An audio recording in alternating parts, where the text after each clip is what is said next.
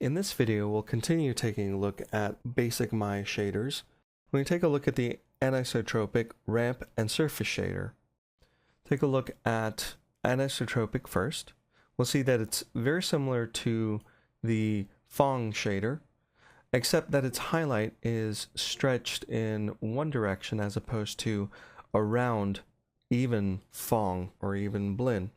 The controls for anisotropic are fairly similar in the specular shading, except there's a few extra sliders and numbers to deal with here. We've got a similar reflected color reflectivity. When it's ray tracing, of course, reflectivity will govern how much reflection of the other objects in the scene you'll see. The angle attribute changes which direction the highlight is being stretched, while the spread governs how tight that reflection highlight is. The higher the spread, the tighter the highlight speck will be. The lower the spread and the more diffused or the more soft that reflection will be. That would be the X direction. Same thing for the Y. If you increase your spread in Y, you get tight. You decrease your spread in Y and you get fall off. The roughness will also bring the spread in and out. The higher the roughness, the softer that highlight will be, the more velvety that highlight will be. You go too low on the roughness and you tend to lose a lot of that specular reflection. Just the right amount and you could have a nice, sharp, and therefore glossy or shiny surface. Let's set that back to right about there. Let's bring our spread and create a more nice, even, there we go, kind of a mustache looking shape on that. These shaders are good for doing types of metal, brushed aluminum, for example, and even with the right settings you can get a nice velvet texture. The Fresnel index essentially sets how bright that reflection is. The lower it is, obviously, the darker it is. Having a very low Fresnel index will essentially give you a Lambert shader. Specular color is also responsible for the brightness. Having a spec color of black will also turn this into a glorified Lambert shader. All the other attributes are pretty much the same as we've seen before. Now let's move on to a very nifty shader, and that is the ramp shader. The ramp shader has the same attributes, color, transparency, incandescence, as the other shaders.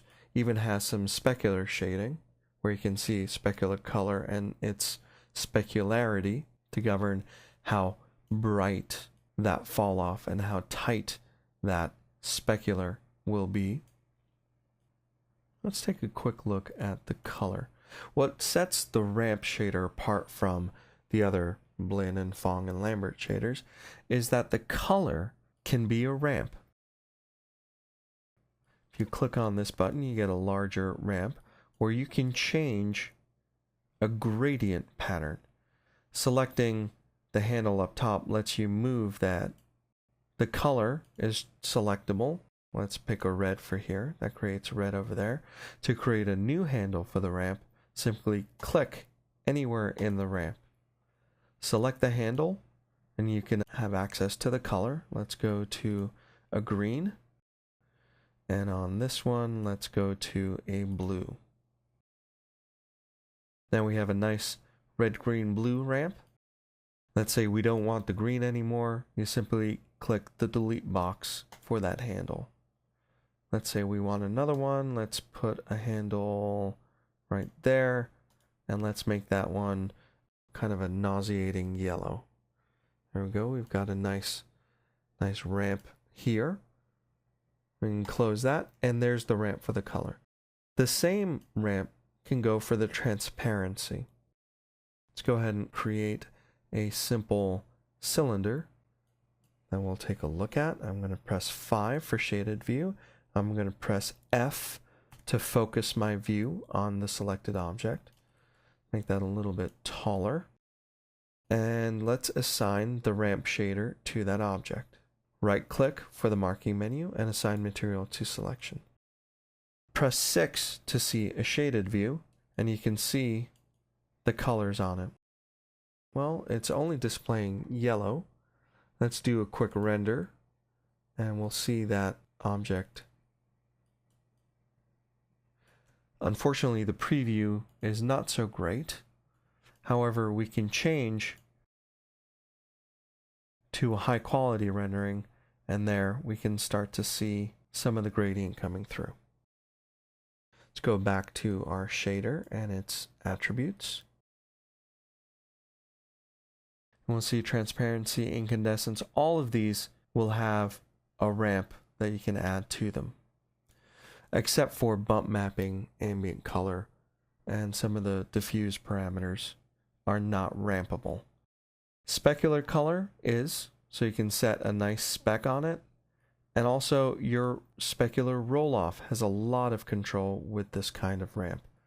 Let's kill our color and reset that to a simple gray, so we can see the specular a little bit nicer. We'll take all the saturation out and give it about a 50% gray. And we'll go back down to the specular roll-off. Expand that ramp, and you can see you've got a lot of control over how that ramp governs the specular roll-off. You can create a nice little effect by creating a dip. Adjusting that ramp as you see fit to get exactly the kind of highlight that you're looking for. Now let's move off of the ramp shader and take a look. I just deleted that right there for your knowledge. The surface shader is a very, very simple but powerful shader in that whatever color is put on that object, that is the exact color that will come out regardless of lighting. So if I set, let's say, a flat green color to that object, press 6. Let's go ahead and switch back to our default. I will assign it to my cylinder, and when I do, I get a flat green object when it's rendered, regardless of lighting.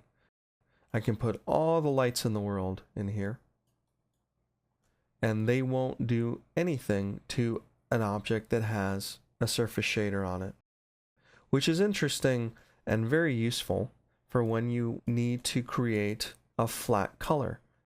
Again, I just put a light on here, and I'll go ahead and re-render, and I'm still going to get a flat green. That, in a nutshell, is the surface shader.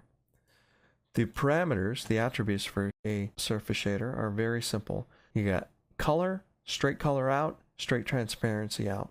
So you can create a little bit of a transparent, which will really not do much of anything.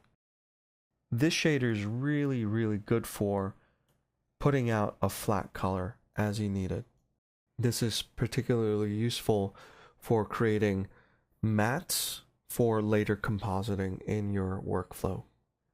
In this video, we took a look at the anisotropic, the ramp, and the surface shaders.